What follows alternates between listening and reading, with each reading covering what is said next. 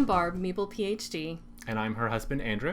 And we're here today to bring you a playthrough of Cat Lady, the subject of my latest Cosmic Game Connection video. Cat Lady is a game designed and with art by Josh Wood and published by AEG. And Cat Lady is a light drafting game with elements of resource management and set collection. So let's go down to the table and see which one of us is the best Cat Lady. Alright, so we have Cat Lady set up for a 2-player game on the board here. The setup isn't super different for other player counts. The board will look the same, but there'll be slightly different number of cards. So we have food tokens over here, tuna, chicken, milk, and wilds. We have VP tokens, our deck of cards.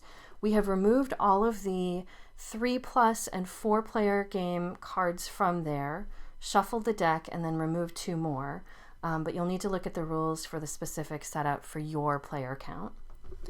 And then there's an array of 3x3 of the main cards, and 3 stray cats who will be able to pick up during the game using our lost cat posters, but we'll go over that in a second. And those are never replenished, so we just have 3 during the whole game. So, like many games, the goal of the game is to get the most points. And you're going to do that in a variety of ways. Let's talk through a turn, and then I will mention all the card types and how you get points from them. So on your turn, you're going to draft either a complete row or a complete column of cards from this array. You cannot draft where the cute gray cat is. So let's say I decided to draft these cards. What I would do is any cats go in front of me.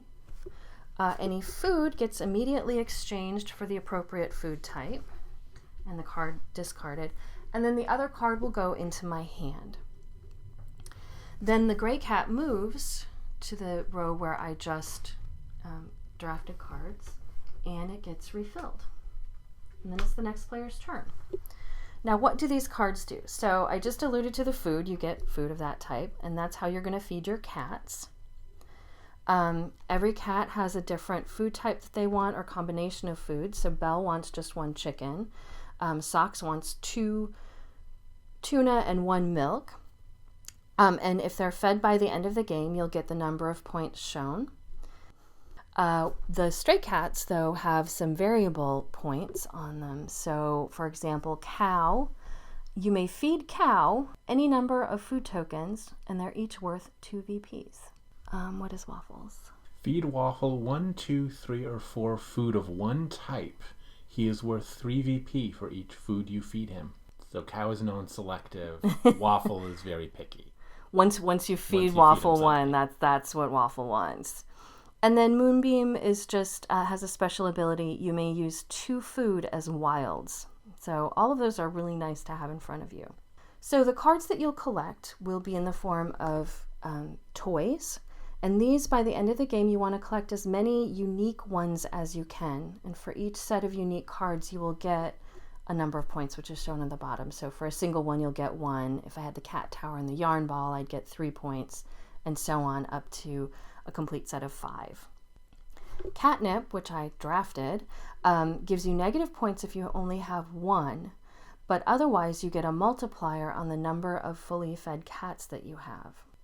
Lost cats, as a free action on your turn, you can turn in a pair of those to get either one of the stray cats and add it to your collection of cats, or just 2 straight up VP tokens, points. And then finally, there are 2 on here that didn't come up in our main array. There are costumes, where you're trying to get a majority of those. The player with the most gets 6 points. Any player who has none gets -2 points. And then there's the spray bottle, which allows you to move the cat at the beginning of the round, so that if you wanted that just played row of cards, you could do that. And actually, you can play this at any time on your turn, so you could try and deny your opponent a row that you wanted later, and in the 2-player game, that's probably more powerful. So we will keep playing until we cannot refill the array. That will give us equal turns, and then we will count up points. And as I said, you get points for cats, whatever their number is, points for your stray cats, your sets of toys, your heart tokens, your leftover food. Whoever has the most leftover food gets -2 points, and then minus points for any unfed cats. Player with the most points is named the best cat lady. So, shall we begin? I'm going to reshuffle the deck with the 2 cards I pulled out, and we'll reset and be right back. Okay, so we are ready to start. I'm the start player, and so the player in last order gets to decide where our little cat starts. So he has denied me the cat tower and the lost cat poster. I think I will actually start where I started in the example and take these 3. So Gershwin goes in front of me. I exchange tuna for a tuna token, and catnip goes in my hand. Oh, we move the cat token and refill. Oh no! Okay, I think I will go here, and I will take Belle. Get 1 cube of tuna. And the alien suit costume, which will just go in my hand.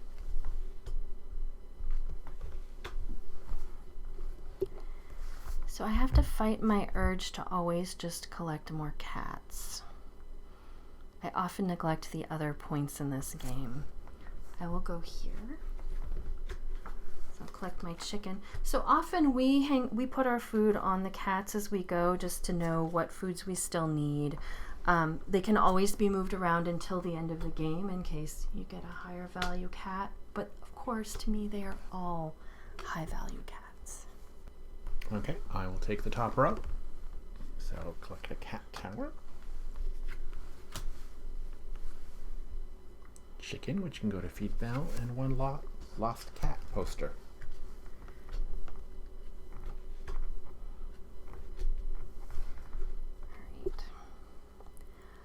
I would like more cats, please.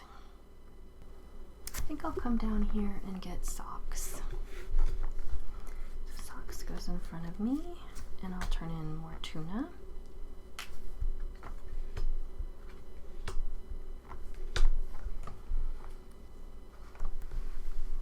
I will take the middle row. Ooh. So 1 milk. All the costumes. And 2 costumes. I often pursue a costume-based strategy. Whereas I don't like putting cats in costumes, so I often avoid it at all costs, which can cost me a lot of points in the game. Well, I think they're adorable. All right, I think I can't pass up Chairman Meow and a little bit of milk, so I'm going to do this. So I get a milk and a chicken, and then Chairman Meow.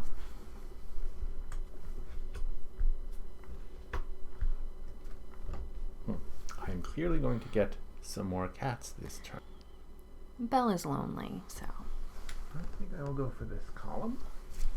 So Shadow and Blackberry. And 2 tunas. Thank you. I'm gonna go here and get Sir Cuddleface. Before the turn ends, though, I'm gonna turn in my 2 lost cat posters to get. I'm gonna take Moonbeam. I'm thinking it'll be nice to have some. Oh, and I forgot to get my tuna there. Okay, I will get into the catnip industry and also collect another toy and 2 chicken, please. Thank you.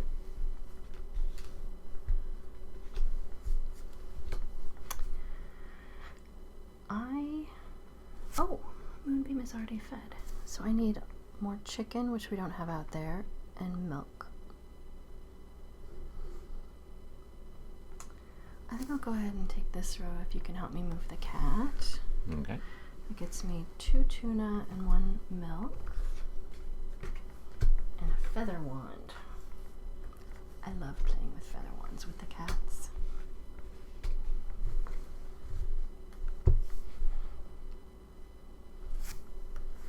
Okay, I will take this column. So one more costume, a yarn ball, and Pablo Picasso. I need to give up on the costumes, but I should probably get at least one, or my cats will be sad. And in fact, I'll go here. Get another toy. More catnip.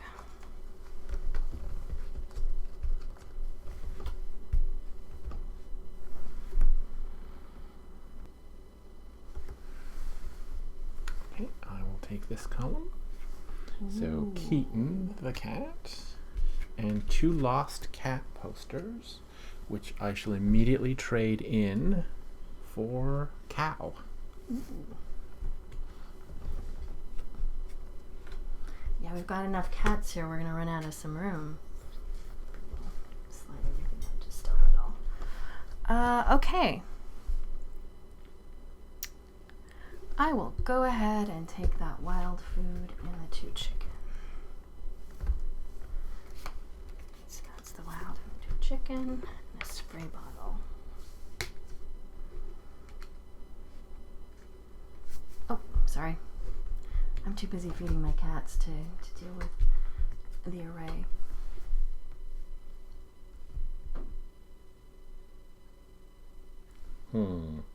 It seems hard for me to avoid getting another cat because I can't take the top row. Why would you want to avoid getting another cat? Because I'm worried about not having enough food.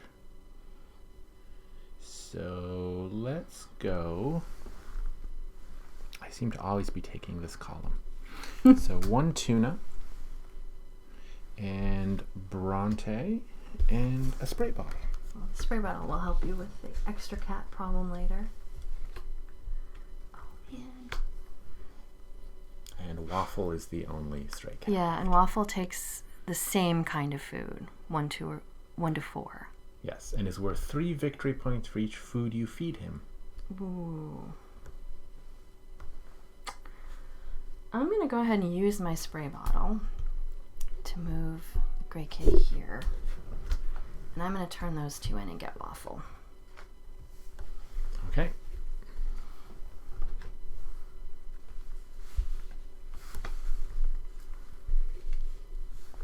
Thank you. Now she goes back there. Okay. I think of she because she reminds us of our Gray Kitty that we used to have. You can take that same row again. I believe I will.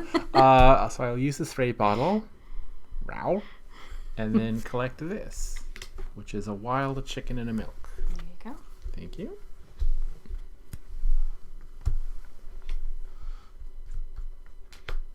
Okay, what do I need at this point? I need another milk. We have no milk out there. I need another chicken. We have no chicken out there. I have extra tuna, so maybe I'll take... Oh, we do have a chicken. I lied. I can get this. And so now I can feed Sparkle. Get a chicken. And now Chairman Meow is filled up too.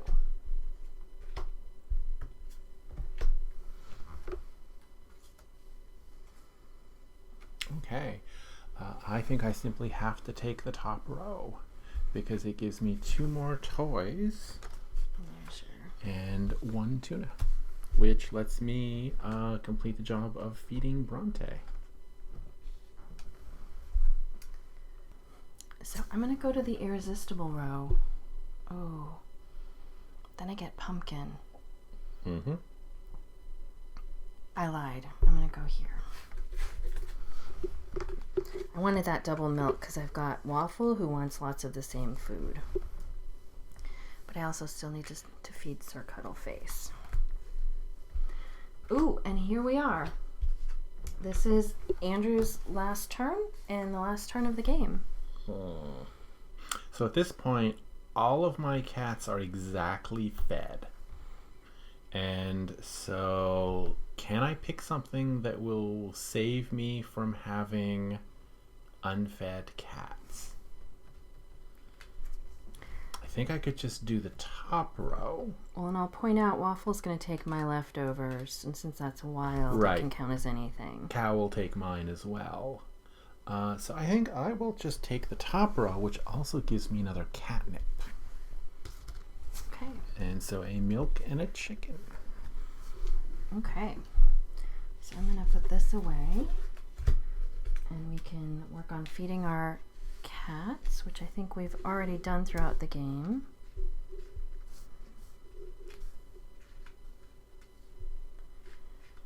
And so let's do our points. So I have, game comes with handy score sheet. This is actually for the expansion, so there are a couple extra lines on here, but we took out the expansion cards. So first we count up the number of points on our cats. We can save the star ones for the second line, so it's just ones that have numbers.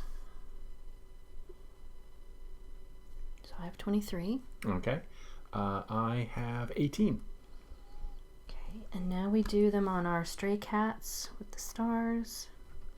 So Waffle is, I only fed them 2 of the same food. It's 3 points for each food, so that is 6 points. Okay. Cow is, you may feed Cow any number of food, and she's worth 2 victory points for each. So I fed her 3, so that is 6 points also. Okay. So now we do our toys. So I have a complete set. I believe so do I. So we both get 12 points there. That's rare. I often don't get a full set. Next we do costumes. I'm pretty sure Andrew took this one, but I have 3. I love the costume illustrations. But at least I don't get minus points. I often get minus points because I usually don't get any. And then finally, we do catnip. So I have 3 catnip, which gives me 1 extra point for every fed cat, which is 7 in my case. And I have 2 catnip, so that gets me 1 point as well. So that is also 7. Oh no, you're going to win this. Neither one of us has food left over, so we don't take any negative points for that. We fed all of our cats, so we don't take negative points for that. I have a lost cat poster left over. It's not worth anything. Nope. So now we just add up.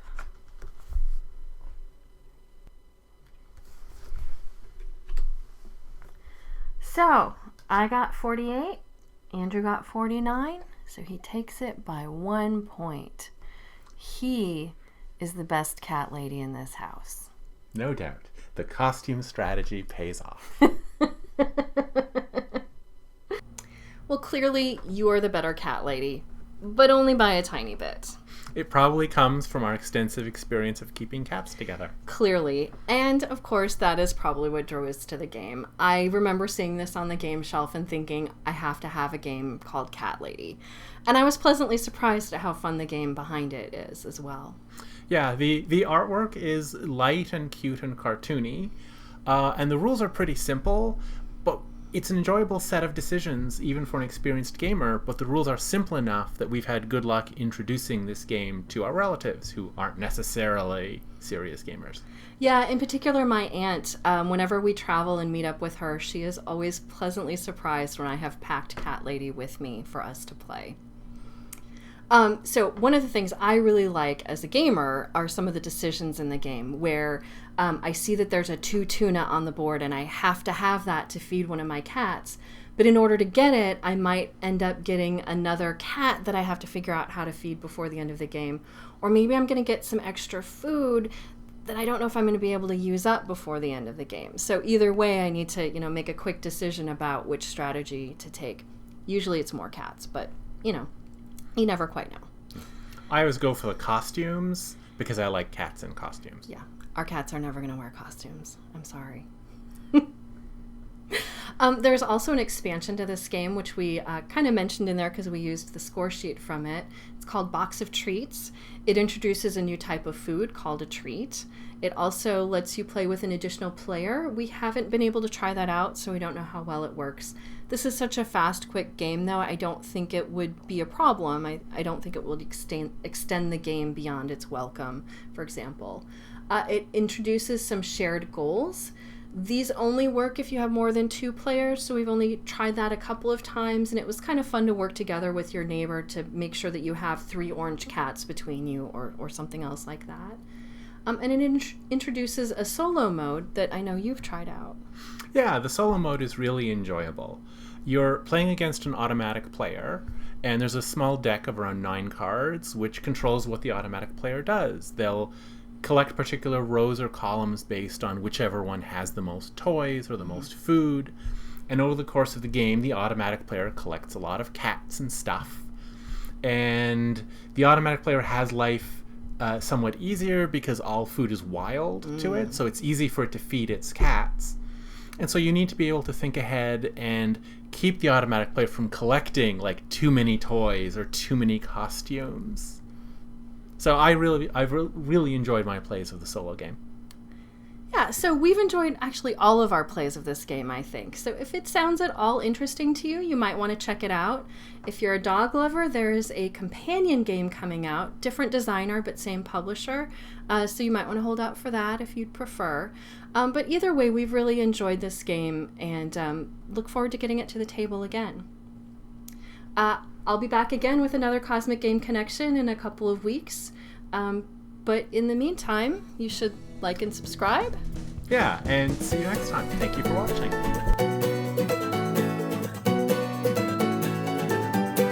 Cats, you might want to check that one out instead. But either way, we've really enjoyed this game. And